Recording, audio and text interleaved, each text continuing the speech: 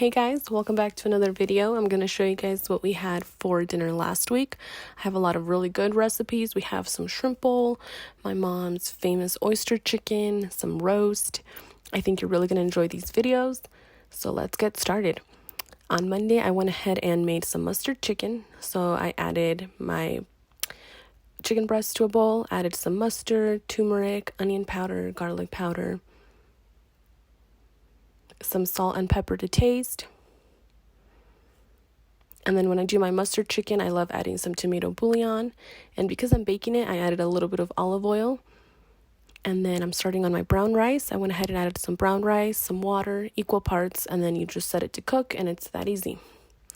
Then I added my mustard chicken to a little baking dish. And then I'm also going to add my veggies to a little sheet as well. I'm going to season with salt, pepper, garlic powder, onion powder. And I'm just going to roast them at 425, and I'm going to cook the chicken at 425 as well for half an hour. And this is what it looks like. Super healthy. I did go ahead and use some yogurt dressing for my veggies. I've been loving this dressing lately, and it's really low in calories. And then on Tuesday, I went ahead and made this super simple Mississippi pot roast. We typically eat these as sandwiches, but we did it a little different this day. So I seared my heel roast 5 minutes on each side, and then I grabbed 1 packet of au jus gravy mix and 1 packet of ranch, and I mixed it all together. Once my meat was seared on each side, I added it to the crock pot, added that mixture, 1 stick of butter. I think I did about 3 to 4 tablespoons of the juice of the banana wax peppers, and then I added 6 banana wax peppers, whatever I had left, but for some reason it didn't show in the recording. And this is what it looked like. I served it with white rice and a little side salad.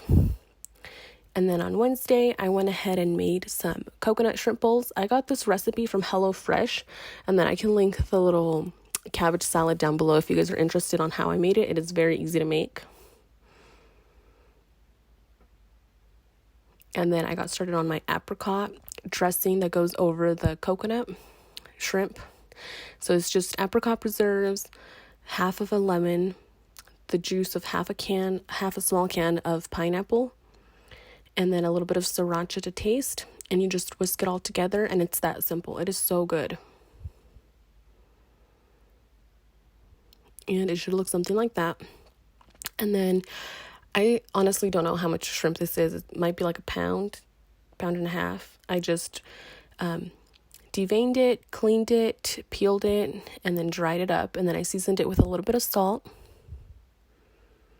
And then I'm doing my tempura mix. So I measured about 85 grams is what it said. So I went a little over. And then I did about 1/3 cup of cold water. And then you can just add a little more until you get the consistency that you want. And then I just added my shrimp to my mixture and made sure I got it all well mixed. And then I heated up a little bit of oil in a pan, and I just checked to see if it was ready by adding a little bit of that mixture. If it starts frying, then it's ready. And then I did 3 to 4 minutes on the first side, and then 3 minutes on the back side. So when I flipped them over, you know what I mean. And this is what it looked like. I just served over some white jasmine rice that I just cooked. Okay, this is my favorite recipe of all times. Probably it's up there. It's my mom's famous oyster chicken. So you're going to start off with a little piece of green bell pepper. It doesn't matter if it's, that one had a little nasty piece that I just cut off. So I'm going to chop up 1 tomato, 1/4 of an onion, a little bit of green bell pepper, chop it up super finely. And then I'm starting off with 3.3 pounds of chicken thighs. I went ahead and cleaned them up, skinned them, washed them.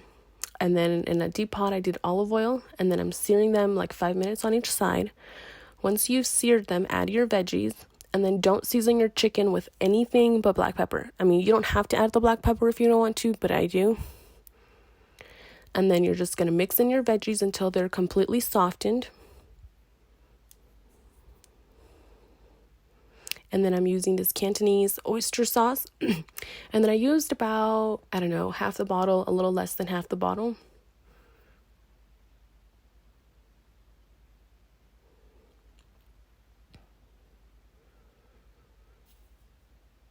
And then you just want to mix that in really well.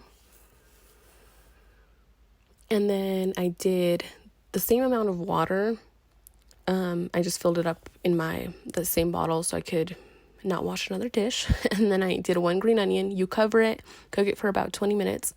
And then I served it with some basmati steamed white rice. And I just added a lot of sauce, and that's what it looked like. Okay, and this day, so on Friday, I went out to eat, but I'll show you guys what I made on Sunday, which is a torta. My husband grilled some diez mío, carne asada, and then I grabbed some teleras, which is a Mexican type of bread. You can just use any bread, I'm sure. And this is what I'm going to need: mayo, salsa, lettuce, avocado, and a little bit of butter. So I'm going to toast my bread by adding a little bit of butter to each side. I made some refried beans, chopped up my carne asada. Okay, once it looks a little golden like this, it's ready. So I added mayo on one side and then refried black beans on one side. I added my carne asada, some cheddar cheese, because that's all I had, some lettuce. And then on that side, I smushed some avocados, seasoned it with a little bit of salt, and then some salsa. And that's it. It's so good.